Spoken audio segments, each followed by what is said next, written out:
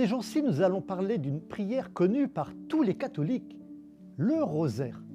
Enfin, peut-être pas tous, et peut-être en faites-vous partie.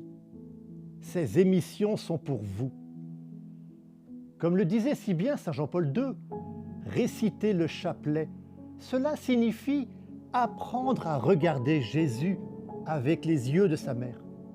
C'est une prière toute simple qui s'écoule au rythme de la vie humaine. Le rosaire est une prière qui nous met en marche à la suite du Christ, pour notre bien-être spirituel bien sûr, mais aussi pour coopérer à son œuvre de salut. Il s'agit d'une méditation de la vie de Jésus en compagnie de sa mère Marie.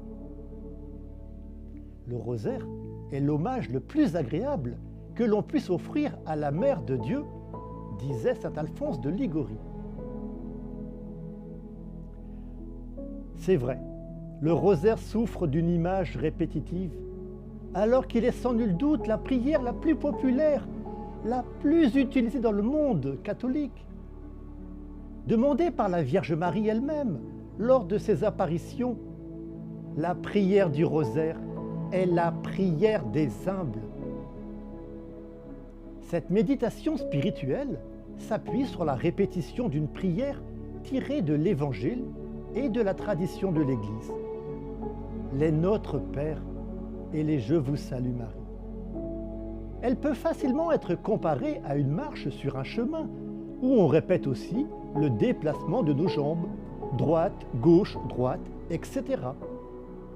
Sur ce chemin, nos yeux, nos oreilles et tous nos sens vont être actifs.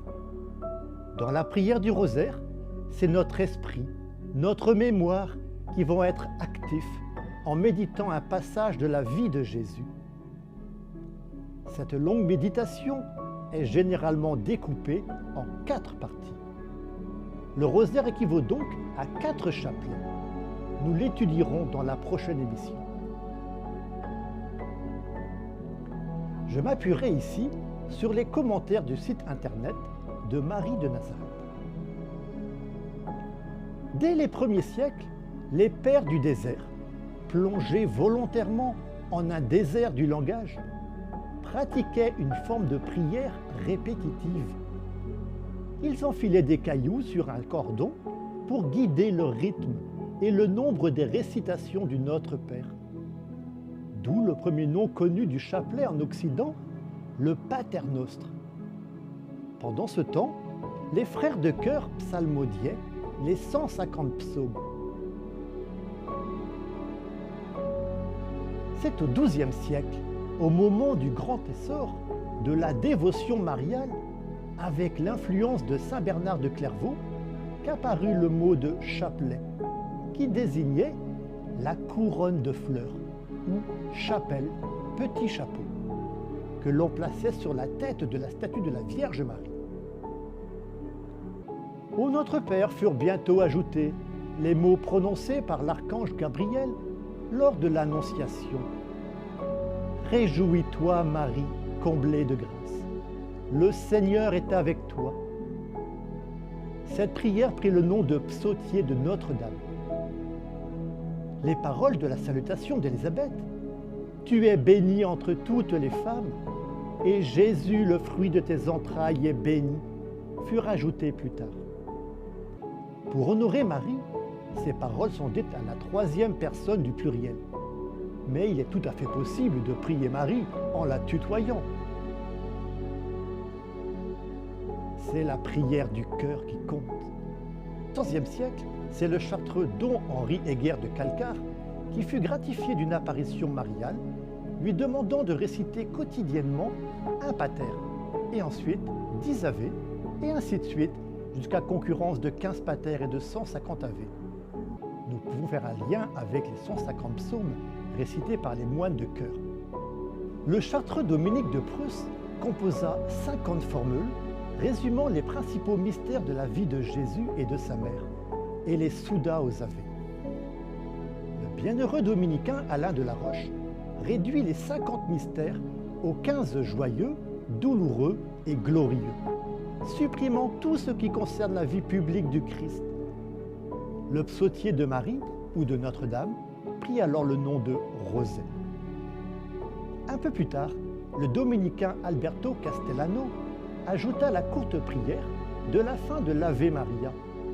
Sainte Marie, Mère de Dieu, priez pour nous pauvres pécheurs, maintenant et à l'heure de notre mort. À partir du XIXe siècle, les papes Grégoire XVI et surtout Léon XIII, que l'on a surnommé le pape du rosaire en raison des nombreux textes consacrés à la prière du chapelet, encouragèrent fortement les fidèles à la dévotion au rosaire. Rapidement, le rosaire devint un trésor de l'Église universelle. Les papes Paul VI et Jean-Paul II ont actualisé cette prière et plusieurs saints l'ont pratiquée également et ont œuvré pour sa diffusion. Ainsi, au fil de l'histoire, cette belle prière s'est développée au profit de tous les catholiques pour nourrir leur vie spirituelle en union avec Jésus et Marie. C'est ce qu'a voulu exprimer Claire, qui a prié mon rosaire sur Hosanna. Je suis rempli de reconnaissance et vous remercie pour les jolis mystères en prière pour Marie. Ces prières me rassurent, m'apaisent en ces temps où chacun recherche la lumière. Pendant le premier confinement, j'ai appris à mieux prier, à comprendre le rosaire. Mais tout doucement, le chapelet a été remplacé par une dizaine. Depuis le début de ce parcours avec vous, j'ai repris avec foi, ardeur, persévérance et joie les méditations spirituelles et le chapelet.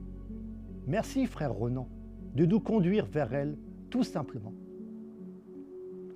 Il est maintenant temps d'entrer plus avant dans cette prière pour la prier facilement aujourd'hui. C'est ce que je vous propose de découvrir dans notre prochaine émission sur le rosaire.